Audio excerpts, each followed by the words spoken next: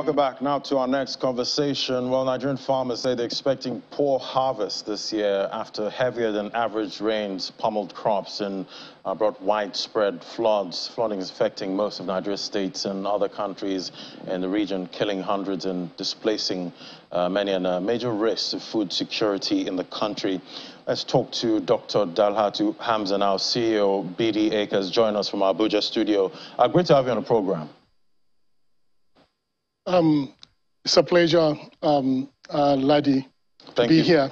Thank you so much for being here. We know water, is good, but obviously too much can be a problem, as we've seen, past a couple of weeks now. But is there a way we can turn this, to some kind of advantage? Actually, water is an advantage. And in any way you look at it, the rainy season is over now, and we're facing the dry season. Quite a lot of countries over the world that have secured their food sustainability is because they are able to farm around the year. In Nigeria, it is very difficult to find people engaged in irrigation farming after the rainy season. Insignificant percentage of our farming land are not irrigated by farmers, so they are left to fallow. And that is one of the major reasons why today in Nigeria there is one scarcity of item or the other. When you look at other countries of the world, you can get a particular item around the year, particularly fruits, and even main food stuff like wheat and rice.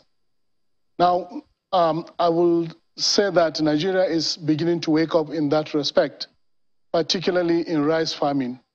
But there is so much to be done in that we need to irrigate our lands around the year in order to actually secure our food security situation in the country.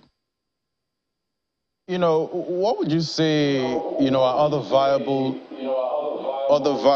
solutions, right now, talking about technology, that can help create, a buffer for farmers at this time?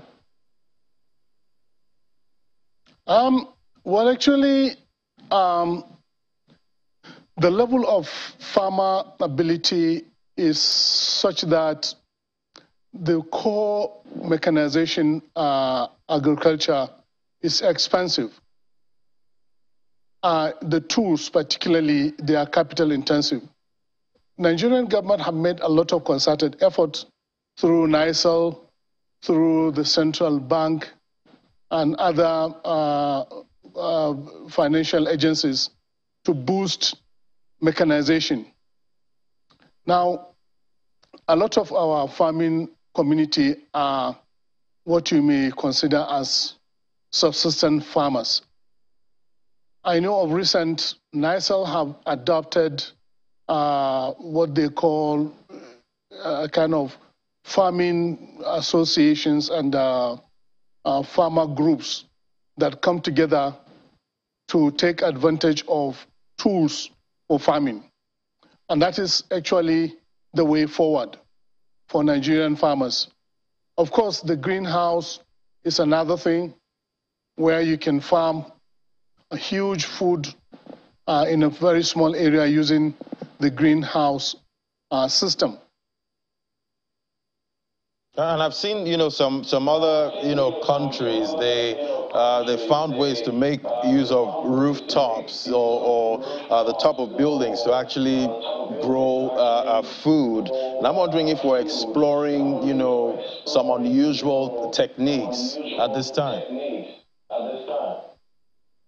I would want to disagree with that in the sense that Nigeria has vast land for farming. We don't need to go rooftop. Like I remember one time I went to Italy, and there was actually that kind of system of farming. But Nigeria has substantial, or more than 2/3 of Nigerian land is actually areas you can grow one particular crop or the other. So we don't need really that kind of. I think what we need basically in Nigeria is to mechanize our farming system so that we will move from subsistence farming to actually commercial farming. First, that is the step we need so that there will be sustainable food supply, both consumable food and commercial crops in Nigeria. Because our food and our crops, other crops such like cotton, groundnut, are needed all over the world today. What about the issue of export rejection? How is that being handled right now? Well, actually, I wouldn't say I'm a real exporter, but I'm in the export scene. Now, one of the things that is making it difficult for Nigerian farm produce to receive acceptance is the use of chemical fertilizer. The world is running away from chemical fertilizer, whereas in Nigeria, more and more industries of chemical fertilizer are being opened. We are making some effort towards that soon.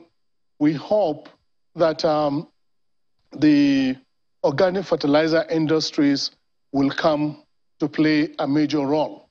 I'm a consultant in the agricultural sector, and we're trying to convince a lot of organic fertilizer industries to come into Nigeria because the raw material for their product abounds all over the country.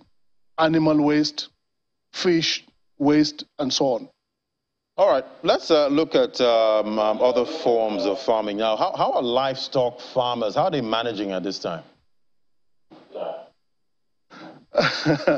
Well, actually, that is something. Livestock farming in Nigeria is seen as an area that is meant for the elites. The nomadic farmers all over the world come together and produce animals by using fodder system or mechanized poultry system or piggery or ducks. But in Nigeria, the same thing is usually a backyard thing. That is why egg supply is difficult, milk supply is difficult, because we need to come together. We need to have that cooperative system of livestock farming across the country. For example, I can tell you in Sudan today, there was a project made by some of my partners that I knew from Turkey. They set up a very large fodder system where farmers, livestock farmers come there, graze their animals, and there is a veterinary specialist that come in, inspect this thing. At the end of the day, the end is to sell. They sell this livestock, and the livestock or the cattle are slaughtered, and the meat is being exported from Sudan to many other parts of the world, like Qatar and so on. And that is what we hope to do in Nigeria soon. Well, what kind of conversations, are stakeholders like yourself, what kind of conversations they're having with the government to, secure food in Nigeria? Well, actually, I am, as I said, I'm a consultant. I'm more in the private sector than the government sector, to be honest with you. We're trying to bring in government to play a role, which anywhere and anything you want to do in any country, you cannot do without the government of the day. But the private sector needs to study the government policy in any one country. I must tell you that some of the policies of government in terms of developing food security are a bit stringent, most especially when you look at the loan scheme for small-scale farmers. It's a bit difficult for this. But gradually, farmers are forming unions For example, we are working with the Maize Association of Nigeria to enhance their irrigation facilities. We are working with ginger producers. We're working with many other farmer groups and some other scalable farmer groups across particularly the northern part, which is my area of operation more than the southern and eastern part, to assist in the production of various commodities of agriculture across the country. All right, I guess we all have a part to play to make food security a reality right here in Nigeria. Thank you so much. That's Dr. Dalhatu Hamza, CEO, Bidi Acres. It was great having you on the program. Thank you very much. I appreciate it. Thank you. Ladi.